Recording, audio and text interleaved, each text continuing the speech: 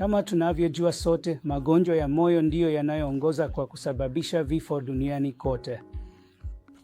Kwa hiyo, kinga ni bora kuliko tiba, hivyo uchunguzi wa afya wa kinga husaidia kupunguza magonjwa ya moyo na kuzuia madhara yake makubwa.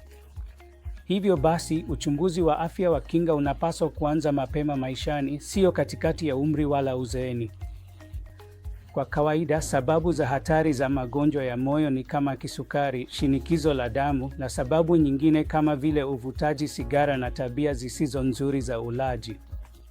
Na mambo haya yote yanapaswa kupunguzwa, na uchunguzi wa afya kama vile kupima shinikizo la damu unapaswa kuanza kuanzia umri wa miaka 18.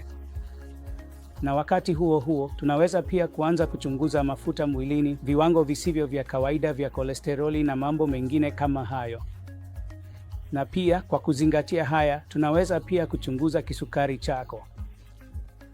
Kwa hiyo, kulingana na ripoti za awali, tunaweza kupanga ziara zinazofuata na uchunguzi mwingine unaohitajika. Na kawaida, kwa watu wa kawaida, kama matokeo ya awali ni ya kawaida, unaweza kupanga uchunguzi mwingine baada ya miaka 3 hadi 5. Lakini kama kuna kitu chochote kisicho cha kawaida, huenda wakahitaji kufuatiliwa kwa karibu kwa vigezo vyote hivi, na vinapaswa kuwa chini ya udhibiti. Kama utagundulika kuwa na shinikizo la juu la damu, shabaha ya shinikizo lako la damu inapaswa kuwa katika kiwango cha kawaida. Na kama una kiwango kikubwa cha cholesterol, hiyo inapaswa kudhibitiwa kwa lishe yako au dawa. Na kama utagundulika kuwa na kisukari, hiyo inahitaji kudhibitiwa kwa dawa, lishe sahihi na mambo yote hayo.